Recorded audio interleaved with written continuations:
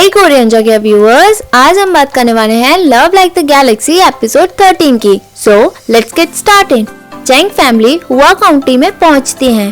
चेंगजी एक पर्सन को बताता है कि वो यहाँ का नया मजिस्ट्रेट है। वो पर्सन बताता है कि पुराने मजिस्ट्रेट और उनकी फैमिली में अब कोई भी नहीं रहा है। सभी ये सुनकर हैरान हो जाते हैं। इंपीरियल में बुई अपना ट्रीटमेंट करवाता है।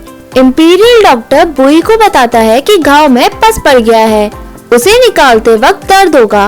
बुई उसे पस निकालने के लिए कहता है। बुई को दर्द होता है। वो मैजेस्टी को वहाँ से जाने के लिए कहता है। मैजेस्टी मना कर देता है। मैजेस्टी का नाम एम्परर वैन होता है। मैजेस्टी गुस्से में बोलता है कि अब तुम्हें समझ आया कि तुम्हारा घाव कितना गहरा है। अगर ट्रीटमेंट लेने में तुम्हें और वक्त लग जाता तो तुम अपनी जिंदगी खो देते। वो बुई से कहता है कि मैं तुम्हें कितनी बार शादी के लिए कहूँ, तुम अपना घर परिवार बसाओ, तुम तो बस लड़ने पहुँच जाते हो। अगर तुम मर भी गए तो तुम्हारे लिए कोई भी परिवार में नहीं होगा जो तुम्हें याद करेगा। बुई कहता है कि अगर आप प्रिंसेस यूचेंग से मेरी शादी के लिए फोर्स करोगे तो जो 4 साल पहले हुआ वो अब भी हो जाएगा। मतलब वो मिलिट्री एक्सरसाइज पे चला जाएगा। वो अपनी जिंदगी युद्ध में गंवाना ज्यादा पसंद करेगा, इसलिए वो मैजेस्टी को चिंता करने के लिए मना करता है। मैजेस्टी उसे बेटा बोलता है और कहता है कि बकवास बातें करना छोड़ दो। तभी क्विकी और यूफई सामने आ जाते हैं। मैजेस्टी उनसे पूछता है कि तुम दोनों बेकार हो। वो इतना इंजर कैसे हो गया? तुम अंधे हो क्या? तुम उसे जल्दी से यहाँ क्यों नहीं लाई ट्रीटमेंट के लिए? बुई कहता है कि गलती मेरी है, इन्होंने तो सिर्फ मेरा ऑर्डर फॉलो किया था। मैजेस्टी कहता है कि तुम्हें पता है ना कि मैं तुम्हें कितना फेवर करता हूँ। तुम्हें मैंने अपने बेटे की तरह पाला है, फिर भी तुम्हें अपनी चिंता नहीं होती है। तुम कर क्या रहे हो? तभी इंपीरियल डॉक्टर बुई के घाव को दबाता है। बुई दर्द में होता है। मैजेस्टी इंपीरियल डॉक्टर को आराम से करने के लिए कहता है। मैजेस्टी बताता है कि उसके अंकल और वो बहुत क्लोज ब्रदर थे। हम एक साथ पले बड़े। तुम्हारे अंकल ने कंट्री के लिए अपने प्राणों की चिंता नहीं की, इसलिए मैं अपने आप को ब्लेम करता हूँ। मैं तुम्हें हु फैमिली की तरफ से रिवॉर्ड देता हूँ ताकि तुम अपनी जिंदगी अच्छे से जियो। बट तुम तो अपनी चिंता ही नहीं करते। जब देखो लड़ने पहुँच जाते हो। तुम अपनी जनरेशन को खत्म करना चाहते हो क्या? वही कहता है कि वो जिसे पसंद करेगा वो उसी से शादी करेगा। वो मार्केस चेंगेंग की तरह बनने वाला नहीं है, जिसने मेरी माँ को छोड़ दिया और पूरी जिंदगी नफरत में बिता दी। इससे तो वो अकेले रहना ही पसंद करेगा। मैजेस्टी यूफई और क्विकी को बगल वाले तरफ जाने का इशारा करता है। क्विकी और यूफई मैजेस्टी के रूम में पहुँच जाते हैं। मैजेस्टी कहता है कि रिबेलियन फैन चैंग के मार्शल आर्ट स्किल बहुत अच्छे हो गए हैं क्या? उसने बुई को इस तरह से हर्ट किया है। यूफई कहता है कि फैन चैंग ने मास्टर को अटैक नहीं किया, मास्टर ने तो ट्रीटमेंट लेने में देरी कर दी थी। क्विकी उसे रोकने का इशारा करता है। मैजेस्टी पूछता है कि हुआ क्या था, सारी बात बताओ। क्विकी और यूफई शांत रहते हैं। मैजेस्टी कहता है कि तुम दोनों बुई की तरह कम बोलना पसंद करते हो क्या? यूफई मुस्कुराता है। मैजेस्टी उसे रोकता है। मैजेस्टी क्विकी से पूछता है कि तुम सारी बात बताओ, नहीं तो तुम्हें और तुम्हारे मास्टर को पनिशमेंट मिलेगी। क्विकी बताता है कि मास्टर को ऑर्डर मिला था रिबेलियन फैन चैंग को मारने का। तभी उन्हें पता चला कि नए मजिस्ट्रेट वहां नहीं पहुंचे थे। उन्हें लगा कि रास्ते में कहीं और उन्हें खतरा तो नहीं। वो उन्हें बचाने के लिए निकल गए और ट्रीटमेंट लेने में लेट हो गए थे। मैजेस्टी कहता है कि नया मजिस्ट्रेट तो चिंग काउंटी में गया था क्या? अगर तुम्हारा मास्टर चाहता तो चिंग काउंटी में अपना ट्रीटमेंट करवा सकता था। यूफई बोलता है कि वो चिंग काउंटी में मजिस्ट्रेट को बचाने नहीं गए थे, वो तो एक वुमेन को बचाने गए थे। मैजेस्टी कहता है वुमेन? यूफई बताता है कि उन्होंने ही मास्टर के घाव से एरो को निकाला। उन्होंने कोई सेफ्टी नहीं की थी। मास्टर तो फैंग चेंग को पकड़ने के लिए निकले थे और ट्रीटमेंट के लिए लेट हो गए। क्विकी उसे इशारा करता है ताकि वो चुप हो जाए। यूफई चुप हो जाता है। मैजेस्टी कहता है तीर को हटाया। ट्रीटमेंट में लेट हुआ। वो भी एक औरत के लिए? कौन है वो? यूफई मुंह बनाता है और क्विकी की तरफ देखता है। मैजेस्टी उसे रोकता है और बताने के लिए कहता है। यू फेई चेन शाओशैंग का नाम बता देता है। मैजेस्टी पूछता है कि वो दिखने में कैसी है। यू फेई और क्विकी मैजेस्टी को देखते हैं। लू याओ और शाओशैंग रूम के बाहर बैठे होते हैं। तभी शुनुआ बाहर आती है। शाओशैंग उससे पूछती है कि अब थर्ड अंकल कैसा फील कर रहे हैं। शुनुआ बताती है कि वो अपने आप को ब्लेम कर रहे हैं क्योंकि वो पूरे रास्ते में बार बार बेहोश हो गए थे, इसलिए यहाँ के ओल्ड मजिस्ट्रेट को दुश्मनों को अकेले सामना करना पड़ा।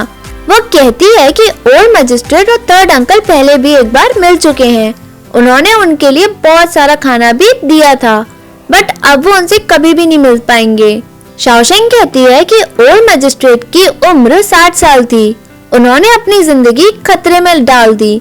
वो सोल्जर को भी तो बुला सकते थे। वो बूढ़े और कमजोर थे। मैजेस्टी उन्हें अकाउंटेबल नहीं ठहराते।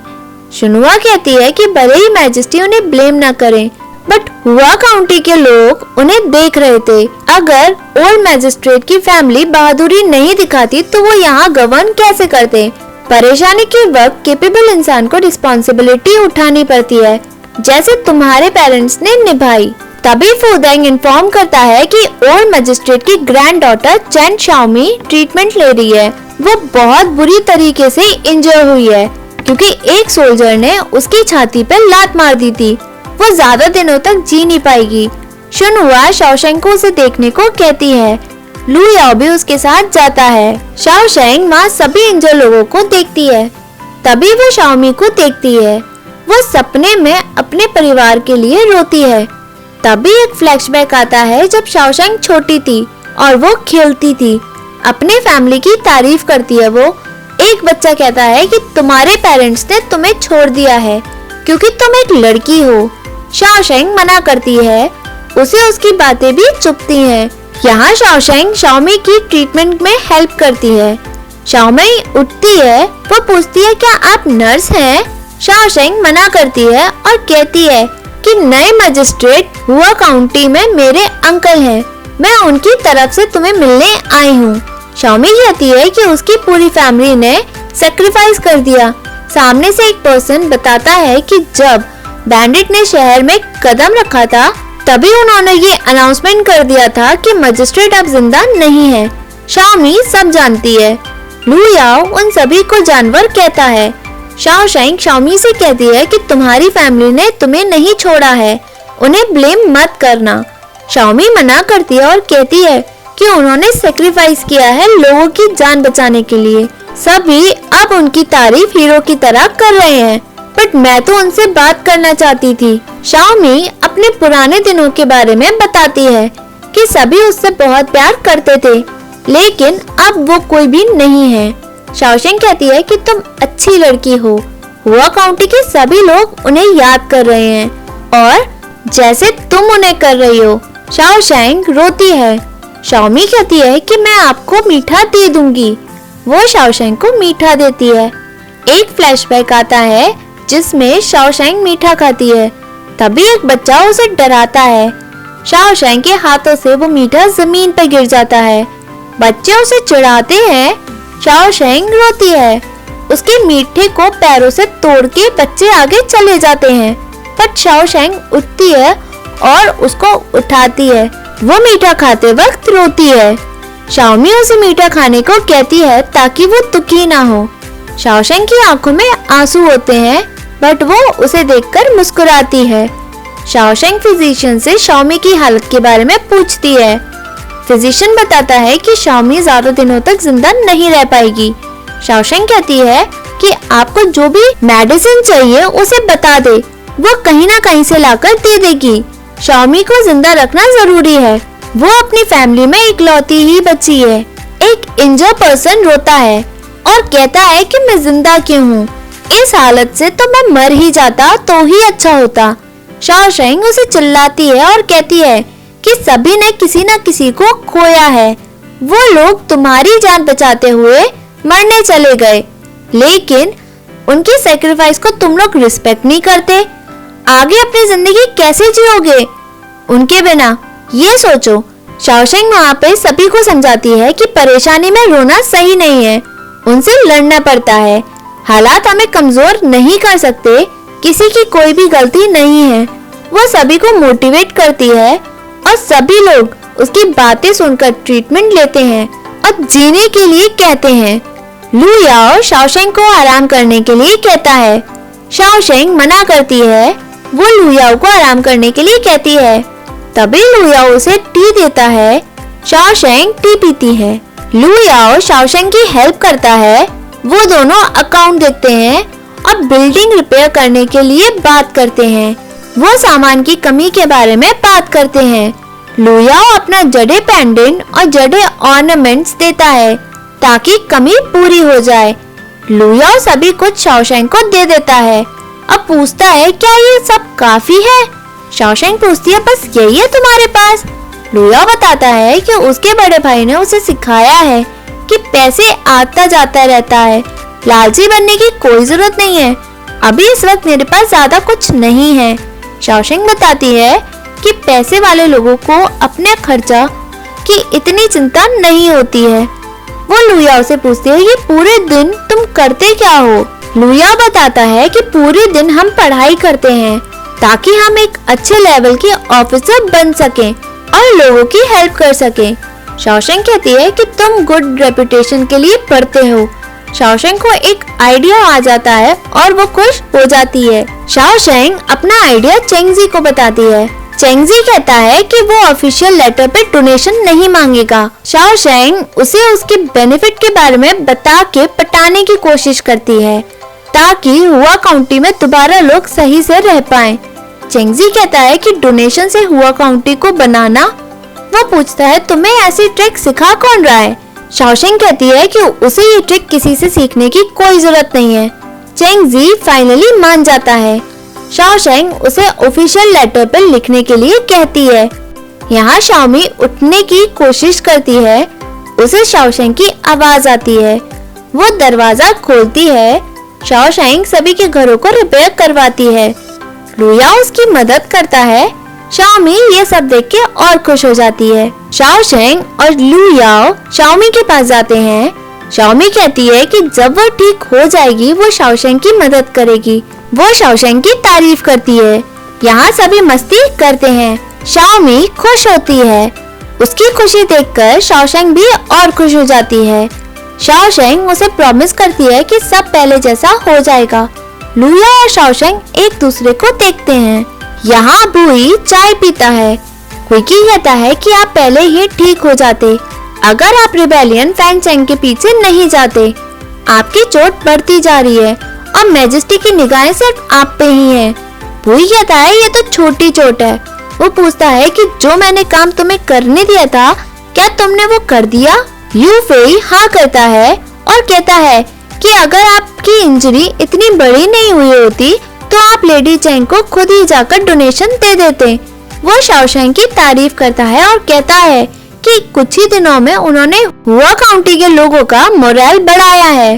वो कहता है कि आपने इतना बड़ा अमाउंट डोनेशन में दिया है और वो भी किसी को पता लगने नहीं दिया। वही कहता है कि हम बिजनेसमैन नहीं है। अगर सभी को मेरी आइडेंटिटी के बारे में पता चल जाता कि मैंने डोनेशन दिया है तो लोग मेरी इंटेंशन को गलत ठहराते। हमें उनकी हेल्प करनी थी, इतना ही काफी है। यूफेई कहता है कि आपने इतना अच्छा काम किया है, किसी को भी इसके बारे में पता नहीं है, लेडी चेंग को भी पता नहीं है। बुई यूफेई को रोकता है और कहता है कि उसे पता लगना नहीं चाहिए। यहाँ शाओशेंग आराम करती है। लू याओ उसके लिए हनी पेस्ट्री लाता है। शाओशेंग उसकी ज्यादा मीठे की बात करती है। लू याओ कहता है कि क्या उसे कुछ और खाना है। वो उसे डिशेस बताती है बट लाने के लिए मना कर देती है। लू याओ कहता है कि जो भी तुम कहोगी वो उसे लाकर जरूर देगा। शाओशेंग उसे अच्छा इंसान बताती है। लू याओ कहता है कि कभी भी किसी ने उसकी इतनी अच्छी तारीफ नहीं की है। शाओशेंग कहती है कि तुमने यहाँ मेरी मदद बहुत की है और सभी कुछ सही काम अच्छे से हो गए। लू याओ खुश होकर शाओशेंग की तारीफ करता है कि कैसे उसने हुआ काउंटी की सिचुएशन को हैंडल किया। शाओशेंग स्माइल करती है और कहती है कि दुनिया में उसके फादर और तुम ही मेरी तारीफ कर सकते हो। शाओशेंग उसे अपने फादर से मिलवाने की बात करती है। तभी चेंगजी और शुनहुआ बाहर आ जाते हैं। वो वो बाहर से सारी बातें सुनते हैं। लू याओ को यहाँ शाओशेंग की इंटेंशन पे गलतफहमी होती है, पर लू याओ कहता है कि मैं यहाँ का ऑफिसर बन जाऊंगा, बाकी की सारा काम तुम संभाल लेना, जैसे कंस्ट्रक्शन, प्रोडक्शन। लू याओ और पेस्ट्री लाने को कहता है और वहाँ से चला जाता है। शाओशेंग बाहर आती है। चेंग जी उसकी आइडिया की तारीफ के बारे में बात करता है। शाओशेंग पूछती है कि बहुत सारा गुप्त दान किसने किया है, क्या पता है? चेंग जी मना करता है। शाओशेंग उस पर्सन की तारीफ करती है कि उन पैसों से हुआ काउंटी के लोगों की मदद हुई है। शुनहुआ लू याओ की तारीफ करती है। शाओशेंग कहती है कि लू याओ ने सभी कामों में उसकी मदद की है, जैसे एक असिस्टेंट करता है। यहाँ मैजेस्टी स्क्रॉल देखता है हुआ काउंटी का। उसे यूफे की बात याद आती है कि कैसे बुई को ट्रीटमेंट लेने में टाइम लग गया था। मैजेस्टी कहता है कि हुआ काउंटी के नए मजिस्ट्रेट चेंगजी ने ये रिपोर्ट पहुंचाई है। उन्हें काओ हाँ करता है। मैजेस्टी कहता है कि इतना बड़ा नुकसान हुआ, बट इतने कम वक्त में चेंगजी ने अच्छा काम किया है। मैजेस्टी जानबूझकर चिल्ला के शाओशेंग के बारे में बात करता है ताकि पीछे बुई सब कुछ सुन ले। मैजेस्टी शाओशेंग की तारीफ करता है। बुई एकदम से उठ जाता है। मैजेस्टी शाओशेंग की शादी का प्लान बनाता है। बुई भागते हुए मैजेस्टी के पास आता है और कहता है कि ओल्ड मजिस्ट्रेट ने लोगों की जिंदगी बचाई है, इसलिए वो उन्हें रिस्पेक्ट देने की बात करता है। मैजेस्टी पूछता है तुम उठ गए? मैजेस्टी हाँ करता है कि वो डिक्री किसी को दे देगा। बुई कहता है कि वो डिक्री खुद ही देने चला जाएगा। मैजेस्टी उसे उठने के लिए कहता है। बुई कहता है कि अब वो सही है। मैजेस्टी उसे डिक्री देने के लिए मान जाता है। बुई स्माइल करता है। मैजेस्टी उसे देखता है और कहता है कि तुम जवान हो ना, इसलिए जल्दी ठीक हो गए, मैं तो तुमसे बहुत कमजोर हूँ। बुई उसे थैंक्स करता है और वहाँ से चला जाता है। मैजेस्टी सब समझता है और हंस जाता है। यहाँ युआनशेन का मास्टर एक सर्वेंट से पूछता है कि चेंग फैमिली की वुमेन के साथ कोई अनहोनी तो नहीं हुई है क्या? वो उस घटना के बारे में पूछता है। युआनशेन पूछता है कि वो हुआ काउंटी में कैसे पहुँचे। सर्वेंट बताता है कि वो चेंगजी के साथ जा रहे थे। रास्ते में उन्हें बैंडिट मिल गए। उनकी हालत खराब थी, पर जनरल लिंग ने उन्हें बचा लिया। उन सभी को हुआ काउंटी में छोड़ दिया। मास्टर उस सर्वेंट को जाने के लिए कहता है। युआनशेन का मास्टर शुनहुआ से मिलने की बात करता है। वो अपने ग्रेटिट्यूड के बारे में बताना चाहता है ताकि वो बाद में रिग्रेट न करे। युआनशेन उसके साथ चलने को कहता है। युआनशेन सोचता है कि दुनिया में इतनी सारी लड़कियां हैं, लेकिन हर बार उसी के साथ बुरा क्यों होता है। वो शाओशेंग के बारे में सोचता है और एपिसोड यही एंड होता है। Hey viewers, if you like this video, please like, share and subscribe this channel. अगर आपको मेरी नेक्स्ट वीडियो चाहिए तो आप मेरी वीडियो को ज्यादा लाइक करें। अगर मेरी वीडियो पे 50+ लाइक हो गए तो मैं नेक्स्ट वीडियो जल्दी से अपलोड कर दूंगी। Thank you.